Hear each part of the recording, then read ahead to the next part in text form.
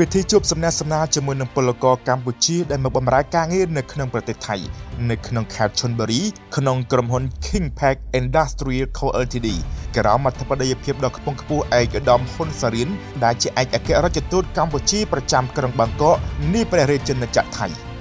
បងប្អូនប្រិយមិត្តជនរួមជាតិទឹកមុខបានសម្ដែងនៅអារម្មណ៍រីករាយយ៉ាងក្រៃលែងក្រោមរូបភាពនៃការចាប់ដៃអបអរសាទរពោពេញទៅដោយមនោសញ្ចេតនាជ្រាលជ្រៅរវាងពលករដែលបម្រើការងារក្នុងរោងចក្រផ្លាស្ទិកមួយកន្លែងនៅក្នុងខេត្តឈុនបុរីបានរៀបចំទទួលស្វាគមន៍ការអញ្ជើញចូលរួមរបស់ឯកឧត្តមឯកអគ្គរដ្ឋទូតកម្ពុជាប្រចាំព្រះរាជាណាចក្រថៃក្នុងគណៈពេលជំនួបនៃពិធីសំណាក់សំណើនិងសាកសួរសុខទុក្ខបងប្អូនពលករកម្ពុជាដែលទៅធ្វើការនៅក្នុងប្រទេសថៃនៅក្នុងក្រុមហ៊ុន King Pack Industrial Co Ltd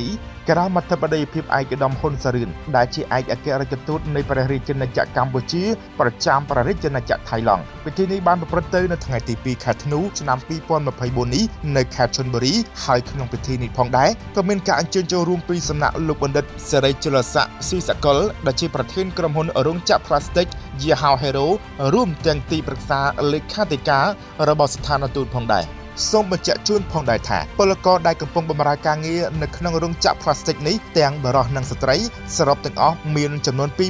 2572នាក់ដោយចែកចេញជា3ជនជាតិទី1គឺពលករថៃចំនួន1446នាក់ពលករកម្ពុជាមានចំនួន830នាក់និងពលករភូមាចំនួន296នាក់ក្នុងនោះលោកបណ្ឌិតសេរីជលស័ក្តិស៊ីសកលបានឲ្យសមាគមមិត្តអ្នកសារព័ត៌មានអាស៊ានបានដឹងថាលោកមានភាពសប្បាយចិត្តរីករាយយ៉ាងក្រៃលែងដែលឃើញវត្តមានឯកឧត្តមហ៊ុនសារៀនដែលជាឯកអគ្គរដ្ឋទូតកម្ពុជាប្រចាំក្រុងបាងកកប្រទេសថៃបានដឹកនាំក្រុមការងារចុះមកសួរសុខទុក្ខពលករនៅក្នុងរោងចក្ររបស់លោ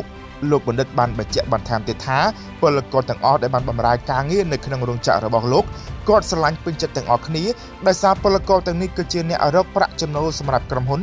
ដោយឡែកបងប្អូនអាជីវករកម្ពុជា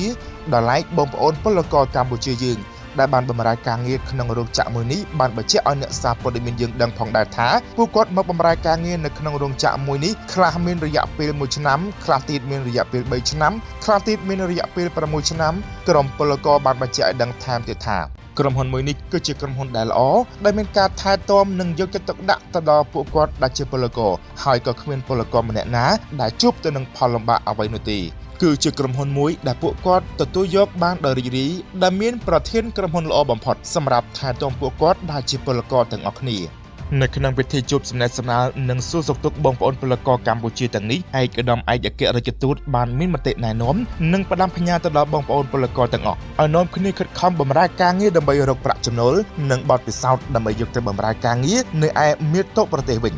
ដោយជាចុងក្រោយនេះឯកឧត្តមក៏សូមឲ្យបងប្អូនពលករយើងសូមថែរក្សាសុខភាពឲ្យបានល្អផងនិងសូមកុំឲ្យបងប្អូនពលករកុំគិតអ្វីផ្សេងកុំជឿអ្វីដែលជាការញុះញង់របស់ជនអគតិមួយចំនួនសូមបងប្អូនពលករគិតខិតខំប្រឹងប្រែងធ្វើការងារឲ្យបានច្រើនដើម្បីរកប្រាក់ចំណូលមិនត្រឹមតែប៉ុណ្ណោះឯកឧត្តមក៏បានបញ្ជាក់បន្ថែមទៀតថាឲ្យបងប្អូនពលករទាំងអស់សូមថែទាំសុខភាពផងអ្វីដែលពិសេសបំផុតនោះគឺសុខភាពនេះឯងហើយនៅក្នុងពិធីសំណេះសំណាលនេះឯកឧត្តមឯកអគ្គរដ្ឋទូតក៏មានរបស់បន្តិចបន្តួចដែលជាទឹកចិត្តរបស់ឯកឧត្តមសម្រាប់ផ្ដល់ជូនបងប្អូនពលករនារីដែលមានផ្ទៃពោះចំនួន14រូបផងដែរជាចុងបញ្ចប់នេះបងប្អូនពលករដែលបានបម្រើការងារនៅក្នុងរោងចក្រផ្លាស្ទិកនេះបានលើកដៃប្រណម្យសូមថ្លែងអំណរអគុណយ៉ាងជ្រាលជ្រៅជូនចំពោះឯកឧត្តមហ៊ុនសារៀនដែលជាឯកអគ្គរដ្ឋទូតកម្ពុជាប្រចាំទីក្រុងបាងកកនៃព្រះរាជាណាចក្រថៃដែលលោកគឺជាឋានៈដឹកនាំមួយរូបដែលតែងតែយកចិត្តទុកដាក់ខ្លាំងណាស់ចំពោះពលករនៅក្រៅប្រទេសហើយក៏សូមជូនពរទៅដល់ឯកឧត្តមនិងក្រុមគ្រួសារនិងលោកបណ្ឌិត